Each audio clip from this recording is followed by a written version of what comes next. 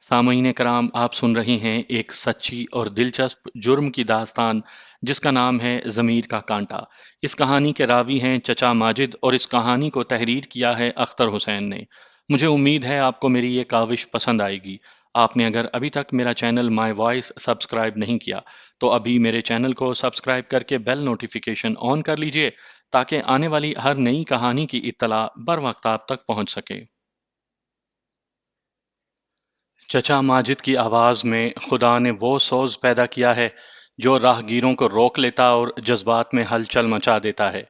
वो हीर वारिस शाह के सिवा और कुछ भी नहीं गाता। उसके गाने का कोई वक्त भी नहीं। कभी आधी रात के बाद उसकी आवाज चांद तारों पर वजद तारी करने लगती है और कभी दिन के किसी भी वक्त उसकी आवाज का तिलिस्माती तरन्नुम सारे गांव को दम बखुद कर देता है। इधर उधर कोई हजार मिन्नतें करे कि चचा वारिस शाह के दो बोल सुना दो तो वो जवाब में सिर्फ मुस्कुरा देता है, सुनाता कुछ भी नहीं। अलबत्ता मेहमानों के नाम पर की हुई फरमाइश को नहीं टालता। सिर्फ इतना कह दो कि चचा मेरे मेहमान हीर सुनने आए हैं, तो वो मेहमानों को मायूस नहीं करता। मैं इत्तफाक से उसके गांव में मेहमान ठहरा और उसकी आवाज के जादू ने मुझे उसका मुरीद बना लिया। मैं समझता था कि उसकी आवाज में सिर्फ सोज है, मगर उसके करीब गया तो पता चला कि उस सोज में एक पुरस्रार कहानी भी है। उसके साथ मुलाकात का इत्तफाक इस तरह हुआ कि मैं एक पीर का मुरीद था। इससे आप ये ना समझें कि मैं अनपढ़ देहाती हूँ। मैं बीए की डिग्री नहीं ले सका क्योंकि घर के हालात ने थर्ड ईयर में ही नौकरी करने पर मजबूर कर दिया था। वालिद साहब ने मुझे बचपन से ही उस पीर की करामात सुनानी शुरू कर दी थी जिनसे मैं बहुत ही मुतासिर हुआ। मेरा सारा खानदान उस पीर का मुरीद है। चचा माजिद से मुलाकात के बाद मैंने मुरीदी से तौबा कर ली है। पीर की गद्दी मेरे गांव से दूर थी। मैं साल में 2 बार वहां जाया करता था। एक बार सिर्फ सलाम करने और दूसरी बार उस पीर के बाप के सालाना उर्स पर। लोगों की तरह मैं भी यकीन रखता था कि उस पीर के कब्जे में जिन्नात हैं। अगर किसी पर जिन का कब्जा हो जाए तो ये पीर जिन को हाजिर करके सजा देता है। ऐसी बहुत सी कहानियां थीं जिन्हें मैं सच माना करता था। उस साल मैं उर्स पर गया तो वहां अपने महकमे के एक साथी से मुलाकात हो गई। वो मुझे अपने गांव ले गया। उर्स पर कवालों की 3 पार्टियां आई हुई थीं। मैं कवालियों का दिल दादा हूँ। अपने साथी के साथ मैं एक कवाल का जिक्र कर रहा था जिसकी आवाज मुझे बहुत पसंद आती थी। उसने कहा, अगर तुम आवाज सुनना चाहते हो तो मैं तुम्हें सुनवाऊंगा। उसने अपने गांव के चचा माजिद का जिक्र किया और उसके मुतल्लिक कुछ और बातें भी बताईं। उसने ये भी बताया कि चचा माजिद से उस पीर के मुरीद बहुत इसरार कर चुके हैं कि कभी उर्स पर उनके साथ चले और वहां हीर सुनाए, मगर वो नहीं माना। वो पीरों को नहीं मानता। अपने साथी की बातों से यही जाहिर होता था कि चचा माजिद कोई पुरस्रार शख्सियत है। रात को मैं चचा माजिद के घर अपने मेजबान के साथ बैठा था। वो बूढ़ा आदमी है। उसका कुनबा 2 अफराद पर मुश्तमिल है, वो और उसकी बीवी। गरीब से लोग हैं लेकिन मुतमईन और खुश। चचा माजिद ने मुझे मेहमान समझकर हीर वारिस शाह सुनानी शुरू कर दी। एक तो वारिस शाह के अल्फाज, उनके साथ चचा माजिद की आवाज। यूं मालूम होता था जैसे उसकी आवाज में सारंगी और बांसुरी की संगत भी शामिल है। आवाज सिर्फ सुरीली नहीं, पुरसोज भी थी। उसने अभी एक बंद भी पूरा नहीं किया था कि एक एक करके गांव के कई आदमी आ गए और जमीन पर बैठ गए। फिर जो भी आता था जमीन पर बैठ जाता था। यूं मालूम होता था जैसे कोई भी चचा माजिद के बराबर बैठने की गुस्ताखी नहीं करना चाहता। मैं वहां से अपने अंदर ऐसा तासुर लेकर निकला जो आज भी मेरे अंदर ताज़ा है। मेरे साथी ने उसके मुतल्लिक जो बातें बताई थीं उन्हें मैं नज़रअंदाज नहीं कर सका। मैंने उसकी तस्दीक चचा माजिद से करवाने की ठान ली और 15-16 रोज के बाद मैं एक बार फिर चचा माजिद के गांव चला गया। उसके लिए 2 तोहफे भी लेता गया जो उसकी बूढ़ी बीवी को बहुत पसंद आए। मैं दिन भर उनके घर रहा। चंद दिनों के बाद फिर गया। बूढ़ों का ये जोड़ा प्यार को अपना ईमान समझता है। तीसरी मुलाकात में चचा माजिद ने मुझे अपने बेटे का दर्जा दे दिया। उसका अपना कोई बेटा नहीं, ना बेटी है। मैंने इन मुलाकातों में अपने साथी की सुनाई हुई बातों की तस्दीक चचा माजिद से करवा ली थी। बाज बातों की उसने तरदीद भी की। चौथी मुलाकात में उसने अपनी जिंदगी की कहानी मुकम्मल कर दी जो मैं उसी की जबानी आपको सुना देता हूँ। मैं मशरकी पंजाब के एक गांव में कमीन जात के बाप के घर पैदा हुआ था। होश संभाला तो बाप को ऊंची जातों के घरों में काम करते देखा। इसके इवज हमें दाने और ईदों पर पैसे और कपड़े मिलते थे। मैंने बचपन ही में बाप की तरह उन लोगों की मुट्ठी चापी शुरू कर दी थी। جنہیں خدا نے اونچی ذاتیں دی تھیں۔ میرا دل اس اونچ نیچ کو قبول نہیں کرتا تھا۔ گرمی ہو یا سردی، مجھے کبھی جوتی نصیب نہیں ہوئی تھی۔ میری ہی عمر کے لڑکے بڑی اچھی اچھی جوتیاں پہنتے تھے۔ 10 سال کی عمر تک میرا لباس صرف ایک کرتا رہا، شلوار یا چادر صرف عیدوں پر پہننے کو ملتی تھی۔ میرا باپ اگر کبھی بیمار بھی ہوتا تو اسے چودھریوں کے گھر سے جب بھی بلاوا آئے جانا پڑتا۔ وہ نہ جا سکے تو میری ماں جاتی، اور وہ کام چاہے مردانہ ہی کیوں نہ ہو، میری ماں کر کے آتی تھی۔ جوں جوں میں بڑا ہوتا گیا، میرے دل میں یہ احساس پکا ہوتا گیا کہ میں بھی انہی جیسا انسان ہوں جنہوں نے مجھے اور میرے باپ کو اپنا غلام بنا رکھا ہے۔ میں بتا نہیں سکتا کہ مجھ میں یہ احساس کیوں پیدا ہوا تھا۔ میں نے ایسی بات کہیں پڑھی نہیں تھی کیونکہ میں ان پڑھ تھا۔ ماں اور باپ نے بھی مجھے ایسی کبھی بات نہیں بتائی تھی، نہ انہوں نے کبھی اپنی قسمت کا گلہ کیا تھا۔ وہ تو اسی ذلیل زندگی کے عادی ہو گئے تھے۔ ان کے ماں باپ نے بھی گاؤں میں انہی کی طرح کتوں اور مویشیوں کی سی زندگی گزاری تھی۔ میں بغاوت نہیں کر سکا کیونکہ اتنی جرت نہیں تھی، دل ضرور باغی تھا۔ خدا نے مجھے آواز سریلی دے دی اور گانے کا شوق بھی دے دیا۔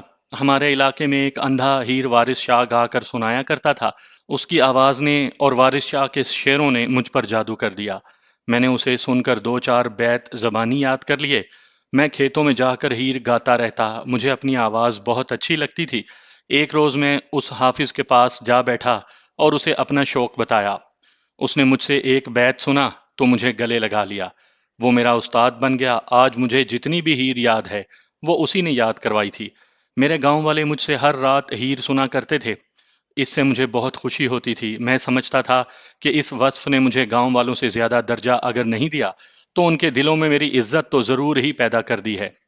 مگر یہ میرا وہم تھا۔ اونچی ذاتوں نے مجھ پر ظاہر کر دیا کہ میری آواز بھی ان کی غلام ہے۔ کبھی کبھی کسی چودھری کے گھر مہمان آتے تو وہ مجھے بلا کر فرش پر بٹھا دیتے اور کہتے، اوئے سنا انہیں ہیر۔ میں سنا دیتا اور حکم ملتا، جا بھاگ جا، اور میں وہاں سے چلا آتا۔ یہ میری عادت ہو گئی کہ کسی کے حکم سے گانے کو جی نہیں چاہتا، صاف انکار کر دیتا ہوں۔ ہمارے گاؤں سے 3 4 میل دور ایک پیر کی گدی تھی اور مشہور مزار بھی تھا۔ اس کی مریدی دور دور تک تھی۔ کہتے تھے کہ اس گدی کے مرید جنات بھی ہیں جو وہاں سلام کرنے آتے ہیں۔ میں اس پیر کا نام نہیں بتاؤں گا ورنہ اس کے مرید یہاں بھی ہوں گے۔ کوئی مجھے جان سے مار دے گا۔ پیر ادھیڑ عمر تھا۔ اس کا ایک بیٹا جوان تھا جو اس کی پہلی بیوی سے تھا، وہ مر چکی تھی۔ پیر کی اب 2 بیویاں تھیں، ایک کی عمر 30 اور 1 سال ہوگی، دوسری چھوٹی تھی، اس کی عمر اس کے بیٹے جتنی تھی۔ ایک روز میرا استاد حافظ مجھے اس پیر کے پاس لے گیا، کہتا تھا کہ سرکار ہیر وارث شاہ اور سریلی آواز کے شیدائی ہیں۔ اس وقت میری عمر 16 17 سال ہو گئی تھی۔ میں حافظ کے ساتھ چلا گیا، پیر کو ہیر سنائی تو اس نے حافظ سے کہا، حافظ یہ لڑکا تیرا نام ڈبو دے گا۔ حافظ نے کہا، اللہ کی دین ہے سرکار، میں تو سرکار کا دل خوش کرنا چاہتا ہوں، اسی لیے اپنی سے اچھی آواز سرکار کے حضور پیش کر دی ہے۔ پیر نے مجھے اپنی مریدی میں لے لیا اور میں ہر جمعرات کی شام اس کے دربار میں حاضری دینے لگا۔ جمعرات کی شام وہاں میلے کا سا سماں ہوتا تھا۔ مرد اور عورتیں مزار پر دیے جلانے اور پیر کو سلام کرنے آتے تھے۔ ان میں جوان لڑکیاں بھی ہوتی تھیں۔ آج کل لوگ فلمی گانوں اور بناوٹی آوازوں پر مرتے ہیں، وہ زمانہ کچھ اور تھا۔ لوگ ہیر وارث شاہ، یوسف، زلیخا اور سیف الملوک سنانے والوں کے پیچھے لمبے لمبے سفر طے کرتے تھے۔ رات کے وقت کسی گانے والے کی آواز جہاں جہاں تک پہنچتی تھی وہاں سناٹا طاری ہو جاتا تھا۔ لوگ سریلی آواز کی قدر کرتے تھے۔ عورتیں چونکہ جذباتی ہوتی ہیں اس لیے وہ جذباتی الفاظ اور سریلی آواز کی زیادہ شیدائی تھیں۔ تم نے دیکھا ہوگا کہ فلمی گانا کتنا ہی اچھا کیوں نہ ہو، لوگ تھوڑی مدت سنتے اور گاتے ہیں پھر اسے بھول جاتے ہیں۔ لیکن ہیر وارث شاہ جو ایک ہی طرز اور سر میں گائی جاتی ہے، میرے دادا پردادا کے وقتوں سے لے کر آج تک سنی اور گائی جاتی ہے، اور اس کے شوقین ابھی تک اس سے اکتائے نہیں۔ وہ زمانہ مردانگی کا تھا، لوگ اچھے لباس کے بجائے اچھے جسم کی قدر کرتے تھے۔ لوگ قیمتی کپڑوں کو نہیں دیکھتے تھے بلکہ یہ دیکھتے تھے کہ ان کپڑوں کے اندر جسم کیسا ہے۔ کشتی اور کبڈی کے اکھاڑے ہر گاؤں میں تھے۔ کسی گاؤں کا پہلوان یا کبڈی کے کھلاڑی ہار جائیں تو سارے گاؤں کی ناک کٹ جاتی تھی۔ ہمارے گاؤں میں کبڈی کے 12 کھلاڑی تھے، ان کے جسم دیکھنے کے قابل تھے۔ یہ جسم مجھے اتنے اچھے لگتے تھے کہ میں نے بھی اپنا جسم بنانا شروع کر دیا۔ میں نے جس طرح ہیر وارث شاہ گانے میں نام پیدا کر لیا تھا، اسی طرح جب میں کبڈی کے اکھاڑے میں اترا تو پرانے کھلاڑیوں نے مجھے بتایا کہ میں بہت اچھا کھلاڑی بن سکتا ہوں۔ یہ میرا شوق تھا جس نے 6 مہینوں کی ورزش اور مشق سے مجھے گاؤں کی عزت گاؤں میں رکھنے کے قابل بنا دیا۔ استادوں نے داؤ سکھا دیے، بڑے چودھری نے میرے لیے 1 سیر دودھ روزانہ لگا دیا، اسی برادری کے ایک گھر نے میرے لیے خالص گھی اپنے ذمہ لے لیا۔ اتنی اچھی اور خالص غذا نے میرے جسم کو خوبصورت بنا دیا، طاقت بے حساب آ گئی۔ میں اپنے کھلاڑیوں کے ساتھ 3 4 گاؤں میں کبڈی کھیلنے گیا، ہم ہر جگہ سے جیت کر آئے۔ ایک گاؤں کے ساتھ ہماری بڑی لمبی ٹکر ہو گئی، اس کے کھلاڑی علاقے میں دور دور تک مشہور تھے، صرف ہمارے گاؤں یعنی ہم نے انہیں نیچا دکھایا تھا۔ مزار کے عرس پر کبڈی کھیلی جاتی تھی، سارے مذہبوں کے لوگ دیکھنے آتے تھے، مریدوں کا ہجوم بھی ہوتا تھا۔ 3 عرسوں پر ہم نے اس گاؤں کے کھلاڑیوں کو خوب مات دی۔ ان کے گاؤں میں جا کر بھی ہم انہیں مار آتے تھے، مقابلہ بڑا سخت ہوتا تھا، ہار جیت میں 19 20 کا فرق رہ جاتا تھا۔ ان کے گاؤں میں ہم جب بھی گئے انہوں نے کبڈی کے بعد ہماری بہت ہی خاطر تواضع کی، اور ہر بار انہوں نے مجھ سے ہیر وارث شاہ سنی۔ وہ گاؤں ہمارے پیر کے گاؤں کے قریب تھا، ہمارے گاؤں سے 3 3.5 میل دور تھا۔ مجھے اپنی آواز، جسم کی خوبصورتی اور کبڈی کی مہارت سے بہت شہرت حاصل ہو گئی، مگر میں رہا کمین ذات ہی۔ کئی بار میرے کانوں میں یہ الفاظ پڑے، ہے تو کمین ذات لیکن خدا نے گن بڑے اونچے دیے ہیں۔ گاؤں میں میری عزت تھی لیکن میں کسی کے برابری میں چارپائی پر نہیں بیٹھ سکتا تھا، مجھ سے خدمت کروائی جاتی اور بیگار لی جاتی تھی۔ میں جب اپنی اس حیثیت پر نظر ڈالتا تو دل کو رنج ہوتا تھا۔ میں نے گاؤں سے باہر باہر رہنا شروع کر دیا، زیادہ وقت پیر کی بیٹھک میں گزارتا تھا۔ پیر مجھ پر مہربان تھا، وہاں میرا دوستانہ ایسے آدمیوں سے ہو گیا جو اچھے چلن کے آدمی نہیں تھے، جوا کھیلتے تھے اور چوری چکاری بھی کر لیتے تھے۔ یہ سب میری طرح کمین ذات کے لوگ تھے، میری ہی طرح اپنے اپنے گاؤں سے بھاگ کر پیر کی بیٹھک میں آ جاتے تھے۔ پیر ان سب کو بہت چاہتا تھا، کبھی کبھی وہ پیر کے ساتھ راز کی باتیں بھی کرتے تھے۔ میں ان میں گھل مل گیا اور انہوں نے مجھے بھی جوئے میں لگا لیا۔ مزار پر عورتیں آتی رہتی تھیں۔ ایک روز میں پیر کے ڈیرے کی طرف جا رہا تھا، گندم کی فصل بہت اونچی ہو گئی تھی، ابھی رنگ زرد نہیں ہوا تھا، دور دور تک کھیت تھے، یہ گندم کا سمندر تھا۔ اچانک مینڈ سے ایک جوان لڑکی اٹھی، بڑی خوبصورت لڑکی تھی، ڈیل ڈول اور کپڑوں سے اونچی ذات کی معلوم ہوتی تھی۔ اس نے مسکرا کر پوچھا، پیر جی کے ہاں جا رہے ہو؟ میں نے کہا ہاں، تو وہ بولی، ذرا آہستہ چلو، میں بھی ادھر ہی جا رہی ہوں۔ میں اسے ساتھ لینے کے لیے رک گیا تو اس نے میرے ساتھ اس طرح باتیں شروع کر دیں جیسے وہ میرے گاؤں کی لڑکی ہو اور مجھے بچپن سے جانتی ہو۔ میں نے اس سے گاؤں پوچھا تو اس نے وہی گاؤں بتایا جسے ہم نے کبھی کبڈی نہیں جیتنے دی تھی۔ اس نے اپنے باپ کا نام بتایا تو میں ڈر گیا۔ وہ اونچی ذات کا بڑا اونچا آدمی تھا، مجھے ڈرنا نہیں چاہیے تھا کیونکہ میری نیت صاف تھی، لیکن وہ میرے ساتھ جا رہی تھی۔ دیکھنے والے شک میں میری بے عزتی کر سکتے تھے، وہ دیکھ لیتے تو ضرور کہتے، ارے کمین ذات، تیری یہ جرت۔ میں نے لڑکی سے آگے نکل جانے کی کوشش کی تو اس نے میرا بازو پکڑ لیا اور بولی، مجھ سے بھاگ نہیں سکو گے۔ میں نے اس کی آنکھوں اور ہونٹوں کو دیکھا، وہاں مجھے کوئی اور ہی رنگ نظر آیا۔ میں ایسا بچہ تو نہیں تھا، اسے ٹالنے کی کوشش کی لیکن وہ شہزادی تھی اور میں غلام، وہ مجھے ہر طرح کا حکم دے سکتی تھی۔ اونچی ذاتوں والے گناہ کرنے پر آتے ہیں تو اپنا حق سمجھ کر گناہ کرتے ہیں۔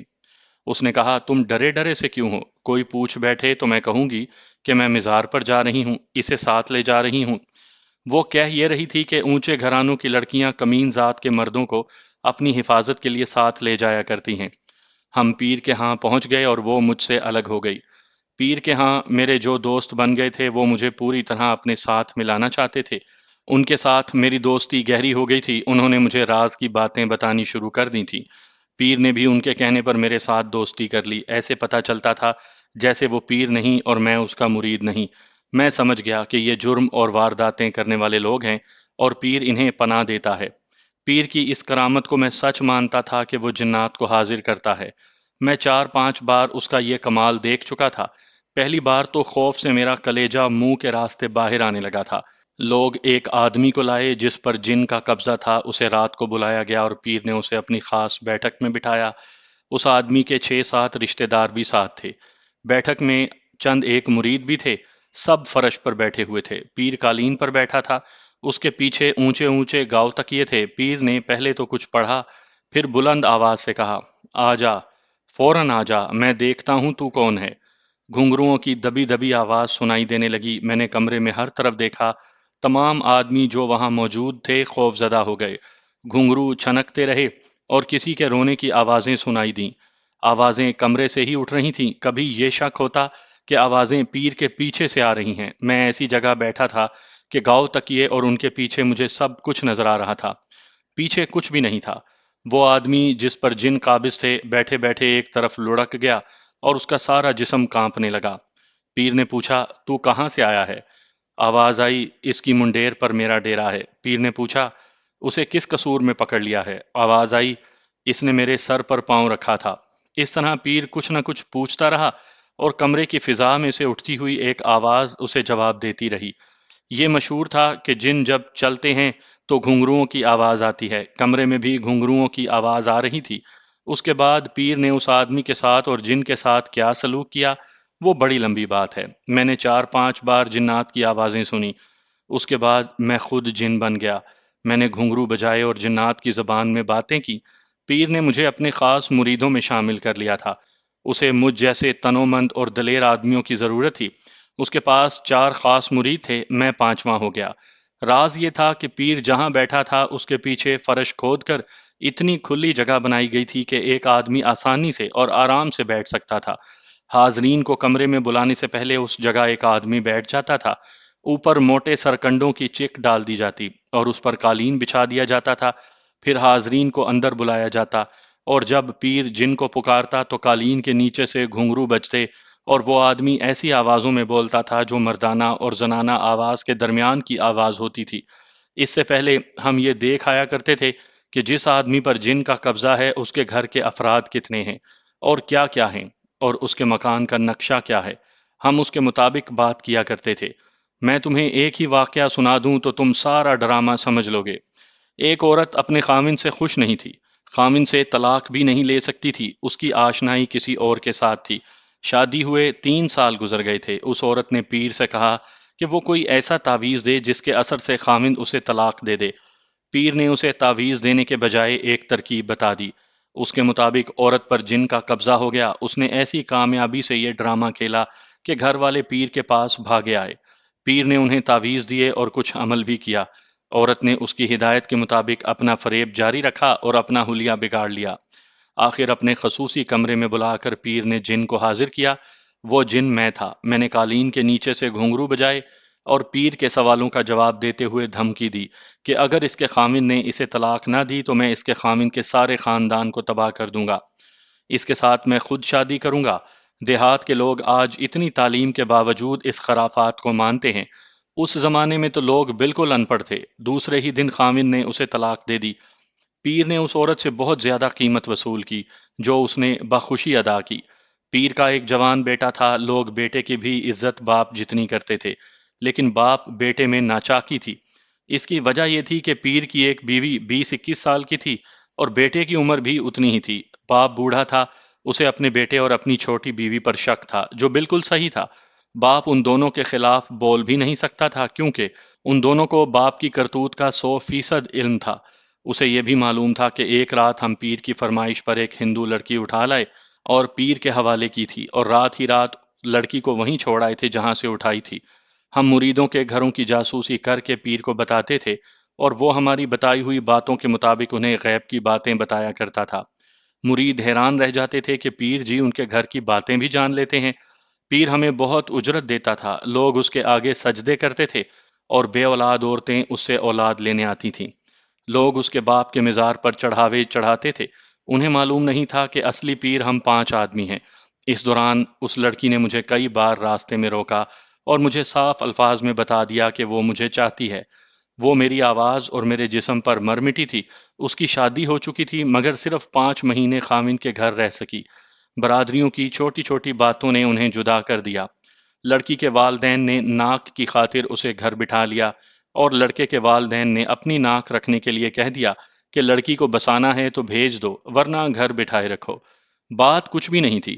بڑوں کی پرانی سیاست بازیوں نے نوجوان لڑکی کو اجاڑ دیا۔ وہ خاوند کے پاس جانا چاہتی تھی مگر والدین جانے نہیں دیتے تھے۔ ایک بار اس نے ضد کی تو باپ نے اس کی پٹائی کر دی۔ لڑکی منہ زور ہو گئی۔ اس نے چوری چھپے خاوند کو پیغام بھیجا کہ تم میں غیرت ہے تو آ کر مجھے لے جاؤ۔ خاوند نے جواب دیا کہ میں اتنا بے غیرت نہیں ہوں۔ اپنے باپ سے کہو کہ تمہیں میرے گھر چھوڑ جائے۔ سمجھوتے کی امید ٹوٹ چکی تھی۔ میں نے لڑکی کی محبت قبول کر لی۔ یہ 16 آنے پاک محبت تھی۔ وہ مجھے کہتی تھی کہ آؤ کہیں بھاگ چلیں۔ وہ اونچی ذات کے امیر باپ کی بیٹی تھی، کہتی تھی کہ سارا زیور اور بہت ساری نقدی ساتھ لے آؤں گی۔ میں ڈرتا تھا۔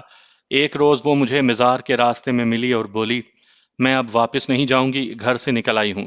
وہ گھر سے مزار پر سلام کرنے کے بہانے آئی تھی۔ میں نے اسے گھر چلے جانے کو کہا مگر وہ نہ مانی۔ اس نے بتایا کہ آج ماں نے بھی اور باپ نے بھی اسے بہت پیٹا ہے، کیونکہ اس نے کہہ دیا تھا کہ وہ اپنے خاوند کے پاس جانا چاہتی ہے۔ ایسی جرت کون برداشت کرتا ہے؟ وہ گھر سے کچھ نقدی لے آئی تھی۔ اس نے مجھے یہ بھی کہا کہ میں تمہیں بڑا جابر آدمی سمجھتی ہوں، عورتوں کی طرح پیٹھ نہ دکھانا۔ میں نے اسے کہا کہ میں کمین ذات کا آدمی ہوں اور تم بہت اونچے گھرانے کی لڑکی ہو۔ اس نے کہا تم سے اونچا کوئی نہیں۔ اس نے ایسی باتیں کی کہ میں نے اس کا ہاتھ تھام لیا۔ میں آگے آگے پیر کے پاس پہنچا، وہ مزار پر چلی گئی۔ میں نے اسے کہا تھا کہ وہاں میرا انتظار کرے۔ میں نے پیر کو ساری بات سنا دی اور کہا کہ لڑکی کو کہیں چھپا لو۔ پیر نے جب یہ سنا کہ لڑکی فلاں گھر کی ہے تو وہ گھبرا گیا اور کہنے لگا، تم کمین ذات کے ہو اور لڑکی بہت اونچے گھر کی ہے۔ اگر پکڑے گئے تو وہ لوگ تمہاری بوٹیاں اپنے کتوں کو کھلا دیں گے۔ اسے واپس بھیج دو۔ میں نے اسے کہا کہ میں 3 4 دن اسے یہاں رکھوں گا اور سوچوں گا کہ کیا کروں، جنوں کا کوئی ناٹک کھیلیں گے یا کہیں چلے جائیں گے۔ پیر نے مجھے نصیحت کی کہ کسی کی بیٹی کو چھپائے رکھنا بہت برا کام ہے۔ تب میں نے پیر سے کہا، میں نے آپ کے لیے اس سے زیادہ برے کام کیے ہیں۔ میں اس لڑکی کو بیچوں گا نہیں، شادی کر کے اس کا جسم اپنے اوپر حلال سمجھوں گا۔ پیر کی دکھتی رگیں میرے ہاتھ میں تھیں۔ وہ مان گیا، کہنے لگا کہ لڑکی کو لاؤ۔ میں نے مزار پر جا کر لڑکی سے کہا کہ میرے پیچھے آ جائے۔ پیر نے جب لڑکی کو دیکھا تو اس کی آنکھیں ٹھہر گئیں۔ وہ خوبصورت لڑکی تھی۔ پیر نے جلال میں آ کر کہا، تم نے ہم سے پناہ مانگی ہے، ہم تم دونوں کو اپنے سینے میں چھپا کر رکھیں گے اور اپنے ہاتھ سے تمہارا نکاح پڑھائیں گے۔ اور ہوا بھی یوں ہی۔ پیر کا مکان بہت بڑا تھا۔ اس نے مجھے ایک ایسا کمرہ دے دیا جہاں کوئی اور نہیں جاتا تھا۔ دوسرے دن اس نے اکیلے ہی ہمارا نکاح کر دیا، ہم سے کلمے پڑھوائے اور ایجاب و قبول کروا لیا۔ اب اگر تم مجھ سے پوچھو کہ میں نے اس سے آگے کیا سوچا تھا تو میں کوئی جواب نہیں دے سکوں گا۔ وہ جوانی کا جوش تھا، خالص دودھ، گھی اور ورزش نے مجھے چیتے کی طاقت اور دلیری دے رکھی تھی۔ عقل اندھی تھی، میں نے اس کے سوا اور کچھ بھی نہ سوچا کہ میں شیر مرد ہوں اور اتنے اونچے گھر کی اتنی خوبصورت لڑکی میرے پیچھے گھر سے نکل آئی ہے۔ میں نے پیر سے مشورہ کیا تو اس نے یہ کہہ کر میرا حوصلہ بڑھا دیا کہ غم نہ کر، یہاں تمہیں جن بھی نہیں دیکھ سکتے۔ دوسرے ہی دن لڑکی کی ماں پیر کے پاس آئی۔ میں جانتا تھا کہ وہ کیوں آئی ہے۔ اس نے ایک خبر یہ سنائی کہ اس کی لڑکی کے خاوند نے خودکشی کر لی ہے۔ میں نے لڑکی کو بتایا تو اس پر کچھ بھی اثر نہ ہوا۔ میں خوش ہوا کہ اب یہ لڑکی بیوہ ہو کر مجھ پر حلال ہو گئی ہے۔ بعد میں پیر نے مجھے بتایا کہ ماں یہ سوال لے کر آئی تھی کہ جنات سے پوچھ کر بتاؤ کہ لڑکی کہاں چلی گئی ہے۔ پیر نے اسے بتایا کہ ابھی یہ معلوم نہیں کہ کہاں گئی ہے، صرف یہ پتہ چلا ہے کہ وہ اپنی مرضی سے گئی ہے۔ 5 6 روز یہ سلسلہ چلتا رہا۔ میں نے لڑکی کو چھپائے رکھا۔ چھٹی یا ساتویں رات گزری تو قیامت آ گئی۔ کسی نے بتایا کہ پیر اپنے اس کمرے میں مرا پڑا ہے جہاں وہ جنات کو حاضر کیا کرتا تھا۔ میں نے جا کر لاش دیکھی، آنکھیں کھلی ہوئی تھی، منہ بھی کھلا ہوا تھا اور لاش پیٹھ کے بل پڑی تھی۔ آگ کی طرح سارے علاقے میں یہ خبر پھیل گئی کہ سرکار قتل ہو گئے ہیں۔ ہزاروں مریدین جمع ہو گئے۔ لوگ دھاڑے مار مار کر رو رہے تھے، عورتیں بین کر رہی تھیں۔ مجھے ڈر یہ تھا کہ لڑکی کو کوئی دیکھ نہ لے۔ میں نے اس کمرے کو جس میں اسے چھپایا ہوا تھا باہر سے تالا لگا دیا۔ اگر کسی کی آنکھ میں آنسو نہیں تھے تو وہ پیر کا بیٹا تھا اور پیر کی چھوٹی بیوی۔ پیر کے بیٹے نے کئی بار کہا کہ یہ جنات کی کارستانی ہے۔ پولیس آ گئی۔ پیر کے بیٹے نے تھانے دار سے بھی یہی کہا کہ آپ لوگ اپنا وقت ضائع نہ کریں، پیر کو کوئی انسان قتل نہیں کر سکتا، یہ جنات کا کام ہے۔ میرے والد صاحب کے قبضے میں بڑے بڑے منہ زور جن تھے۔ ایسا کوئی جن قبضے سے نکل گیا اور انہیں مار گیا۔ میں نے یہ نہیں دیکھا کہ اندر جا کر پولیس نے کیا کارروائی کی۔ تھانے دار ہندو تھا، وہ بہت دیر تک پیر کے بیٹے کے ساتھ اندر بیٹھا رہا۔ لاش کو اندر چھپا لیا گیا۔ سب کو معلوم تھا کہ لاش پوسٹ مارٹم کے لیے جائے گی۔ یہ کسی کو بھی پسند نہیں تھا کہ پیر کی لاش کی بے حرمتی ہو، مگر پولیس کو اپنی کارروائی پوری کرنی تھی۔ 3 4 گھنٹوں کے بعد تھانے دار باہر نکلا اور وہ اپنے سپاہیوں کو ساتھ لے کر چلا گیا۔ لاش کمرے میں پڑی رہی جسے احترام سے پلنگ پر رکھ دیا گیا۔ پیر کے بیٹے نے اعلان کیا کہ اس کے باپ کی موت جنات کے ہاتھوں ہوئی ہے۔ مریدوں پر خوف طاری ہو گیا۔ کوئی ایک بھی نہیں تھا جس نے یہ کہا ہو کہ پیر کو کسی نے قتل کیا ہے۔ بیٹے نے اپنے خاص مریدوں کی زبانی مشہور کروایا کہ اس نے باپ کے تمام جنات اپنے قبضے میں لے لیے ہیں اور وہ اپنے باپ کے قاتل جن کو زندہ نہیں چھوڑے گا۔ پیر کی لاش کو میں نے ایک خاص مرید کے ساتھ آخری غسل دیا اور کفن پہنایا۔ بڑی شان سے جنازہ اٹھا اور اسے اس مقبرے میں دفن کر دیا گیا جہاں اس کا باپ دفن تھا۔ مزار کی وقت اور زیادہ بڑھ گئی کیونکہ اس میں اب دو پیر دفن تھے۔ مجھے خطرہ یہ نظر آ رہا تھا کہ لڑکی جو اب میری بیوی بن چکی تھی پکڑی جائے گی۔ پیر کے بیٹے کو معلوم نہیں تھا کہ میں نے ایک کمرے میں ایک لڑکی کو چھپا رکھا ہے۔ اسے یہ معلوم تھا کہ میں اس کے باپ کے خاص مریدوں میں سے ہوں۔ ایسے مریدوں کی ضرورت بیٹے کو بھی تھی۔ اس نے مجھے اپنی دوستی میں شامل کر لیا۔ اپنے باپ کی بڑی بیوی کو اس نے الگ مکان دے دیا اور چھوٹی بیوی کو اپنے ساتھ رکھ لیا۔ یہ دونوں اس کی سوتیلی مائیں تھیں۔ چھوٹی بیوی اس کی ہم عمر تھی۔ اسی پر باپ بیٹے کی بول چال بھی بند تھی۔ یہ لڑکی پیر کے بیٹے کو پسند کرتی تھی۔ بیٹا ابھی غیر شادی شدہ تھا۔ میں نے اسے بتا دیا کہ اس کے مکان کے ایک کمرے میں نے ایک لڑکی کو چھپا رکھا ہے جو میرے پیچھے گھر سے بھاگ آئی ہے اور اب میری بیوی ہے۔ اس نے کہا کہ لڑکی دکھا دو۔ میں اسے اپنے کمرے میں لے گیا۔ اس نے ہنس کر کہا، او ایک امین، تیری یہ قسمت اس گدی کی برکت ہے۔ ہماری خدمت کرے گا تو اس سے زیادہ عیش کرے گا۔ اس نے لڑکی کے سر پر اور گالوں پر ہاتھ پھیرا اور مجھے عجیب سی نظروں سے دیکھتا باہر نکل گیا۔ لڑکی بہت ڈری ہوئی تھی۔ اس نے مجھے کہا کہ یہاں ایک دن بھی رہنا ٹھیک نہیں۔ یہ شخص اپنے باپ سے زیادہ بدماش معلوم ہوتا ہے۔ بیٹے نے اسی روز اپنی نیت ظاہر کر دی۔ وہ جوان اور دلیر تھا۔ دلیری کی ایک وجہ یہ بھی تھی کہ لوگوں نے اسے پیر تسلیم کر لیا تھا۔ اس نے مجھے الگ بلا کر کہا، لڑکی کا گاؤں دور نہیں، اس کا سارا خاندان ہمارا مرید ہے۔ ہم لڑکی کی ہوا بھی باہر نہیں جانے دیں گے۔ گھبرانا نہیں، صرف یہ خیال رکھنا کہ اسے صرف اپنی بیوی نہ سمجھنا، اپنے مرشد کا بھی کچھ خیال کرنا۔ میری غیرت جوش میں آئی لیکن میں نے اپنے اوپر جبر کیا اور اسے دھوکہ دینے کے لیے کہا، ہم سرکار کے غلام ہیں، ایسی بات جتانے کی ضرورت ہی کیا تھی؟ وہ بہت خوش ہوا۔ میں نے اس سے کہا کہ مجھے کچھ رقم چاہیے۔ میں نے 200 روپے مانگے جو اس نے فوراً دے دیے۔ آج کل تو 200 روپیوں کی کوئی قیمت ہی نہیں۔ اس زمانے میں 200 روپے آج کے شاید 2 لاکھ روپے کے برابر تھے۔ لڑکی کے پاس بھی کچھ رقم تھی جو وہ گھر سے لائی تھی۔ رات کو جب پیر کا بیٹا شراب پی کر اپنی ہم عمر ستیلی ماں کے کمرے میں چلا گیا اور خاص مرید بھی رخصت ہو گئے تو میں نے لڑکی کو ساتھ لیا اور ایسے سفر پر روانہ ہو گیا جس کی منزل کا مجھے بھی کوئی علم نہیں تھا۔ ہم دونوں مجرم تھے۔ منزل موت ہو سکتی تھی۔ میں گنوار دیہاتی تھا۔ دیہات کی باہر کی دنیا کو میں نہیں جانتا تھا۔ ہم پیدل ریلوے اسٹیشن کی طرف جا رہے تھے جو وہاں سے 4 میل دور تھا۔ چاندنی رات تھی۔ ہم کھیتوں میں جا رہے تھے۔ میں نے کئی بار پیچھے دیکھا۔ مجھے مزار کا گنبد دور تک نظر آتا رہا۔ اسے لوگ خانہ کعبہ سمجھتے تھے، وہاں سجدے کرتے تھے، چڑھاوے چڑھاتے تھے۔ انہیں کون بتاتا کہ یہ گدی بدکاری کا اڈا ہے اور یہاں کسی کی بہن، بیٹی، بہو اور بیوی کی عزت محفوظ نہیں، اور اس گدی کے قید خانے میں کوئی جن قید نہیں، اور پیر کو کسی جن نے نہیں، ایک انسان نے قتل کیا ہے۔ تم سوچو، اگر میں لوگوں کو بتاتا کہ میں وہ جن ہوں جو اس گدی کے قبضے میں تھا اور میرے 4 ساتھی جن تھے تو کیا لوگ مان لیتے؟ تم میری کہانی لوگوں کو سنانا، کوئی بھی نہیں مانے گا۔ زمانہ کتنی ترقی کر گیا ہے مگر ہندوستان اور پاکستان کے مسلمان ابھی تک پیروں کے آگے سجدے کر رہے ہیں، ابھی تک مزاروں پر چڑھاوے چڑھا رہے ہیں، اور ان کی بہو بیٹیاں پیروں کے خاص حجروں میں جا رہی ہیں۔ لوگ جس مزار پر سلام کر کے لمبے سفر پر روانہ ہوتے تھے، میں اس مزار پر 100 لانتیں بھیج کر بڑے ہی لمبے اور خطرناک سفر پر روانہ ہوا۔ میرا پیر اور مرشد اللہ کی ذات اور اس کا رسول تھا۔ دل میں انہی کا نام تھا۔ میں نے گناہ کیا تھا۔ ایک لڑکی سے اس وقت شادی کی تھی جب اس کا خاوند زندہ تھا، جو گھر سے بھاگ آئی تھی۔ میرے جاہل دماغ میں یہ ارادہ بھی آیا کہ لڑکی کو اس کے گاؤں لے جاؤں اور اسے سب کے سامنے کھڑا کر کے کہوں کہ یہ دیکھ لو اونچی ذاتوں والے بادشاہو، یہ دیکھ لو اپنی عزت اور غیرت جسے تمہاری ناک اور تمہاری سیاست بازیوں نے ایک کمین ذات کے پاؤں میں بٹھا دیا ہے۔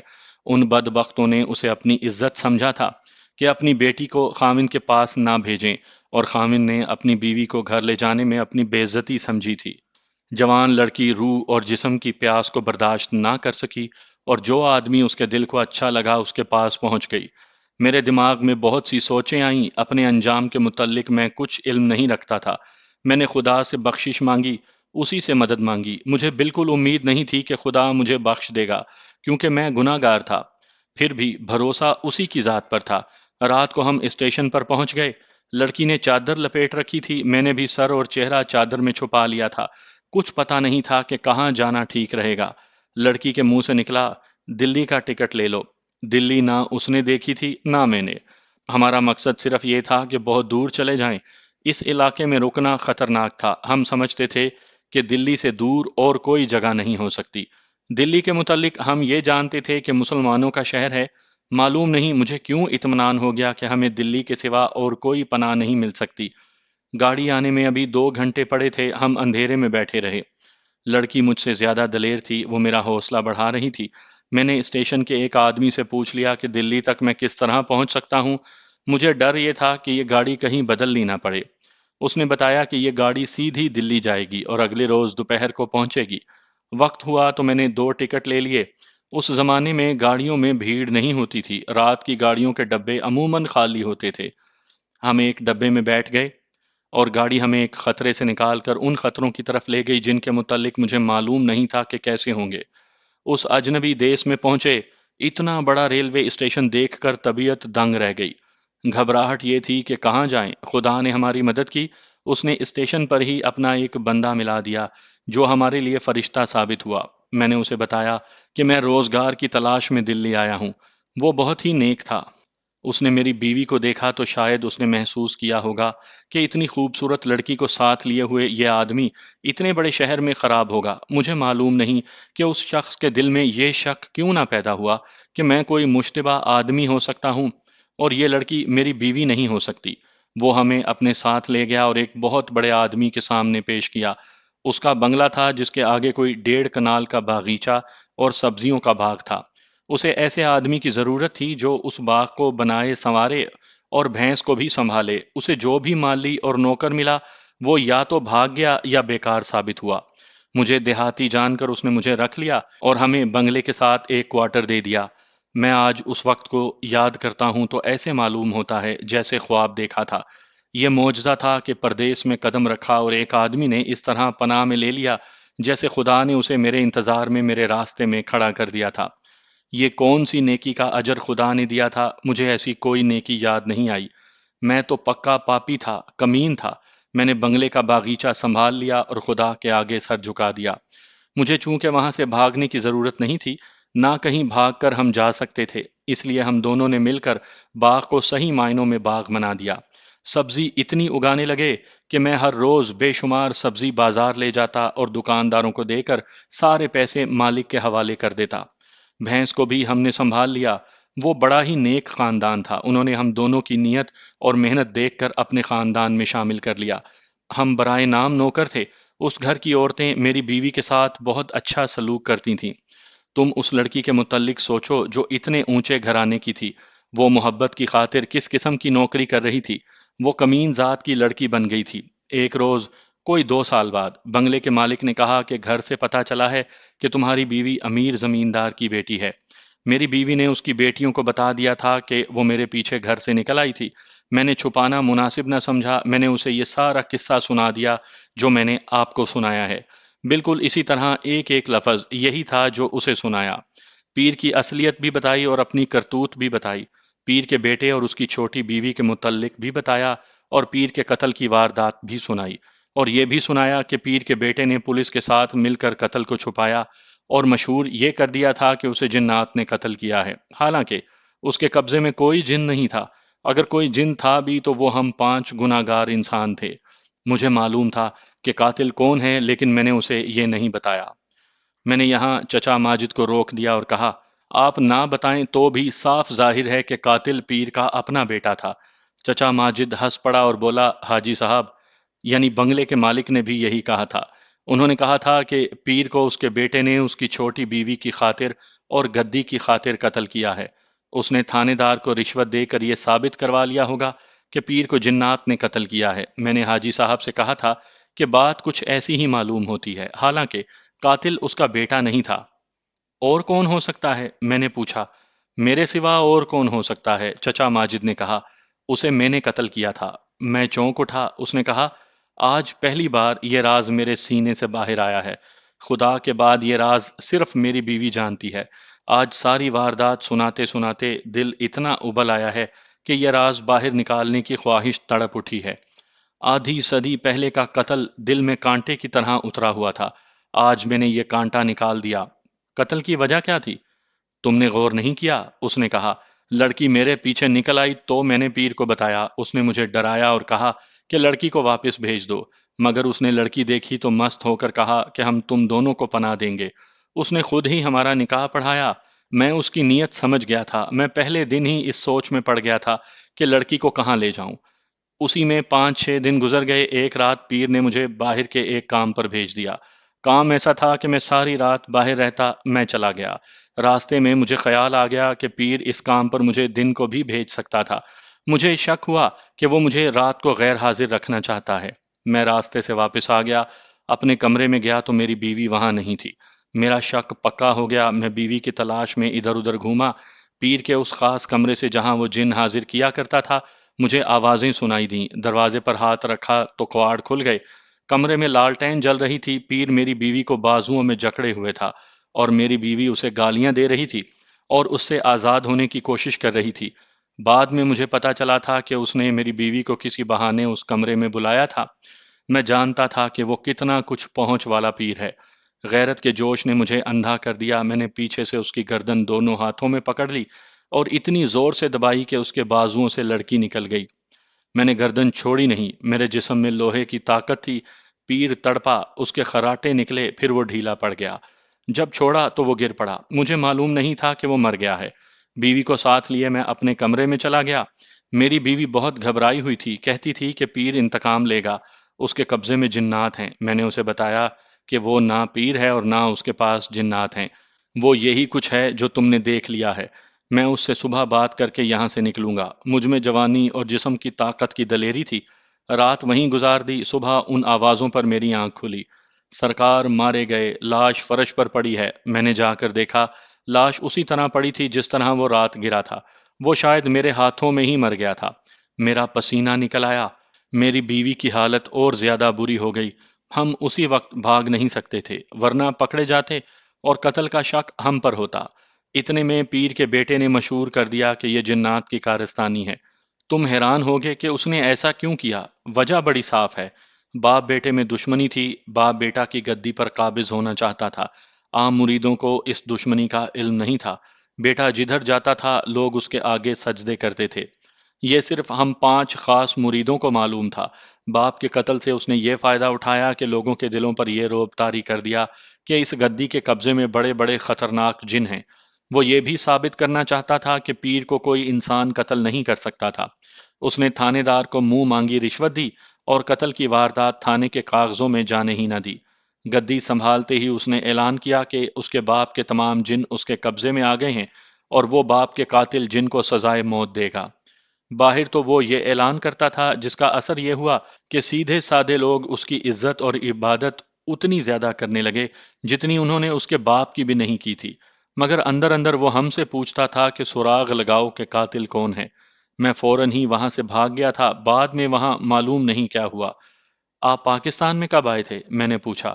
یہ ایک اور کہانی ہے، اس نے کہا، پھر کبھی سن لینا۔ البتہ یہ ضرور سناؤں گا کہ خدا نے مجھے معاف نہیں کیا۔ میرے 4 بچے پیدا ہوئے تھے، 3 لڑکے اور 1 لڑکی۔ کوئی بھی 3 سال سے زیادہ زندہ نہیں رہا۔ میں اتنا بوڑھا نہیں جتنا نظر آتا ہوں۔ اولاد کے غم نے ضعیف کر دیا ہے۔ میری بیوی کو دیکھو، اس کا بھی یہی حال ہے۔ میں نے اس کی بیوی کو دیکھا، بڑھاپے میں بھی اس کے چہرے پر خوبصورتی اور خودداری کے آثار موجود تھے۔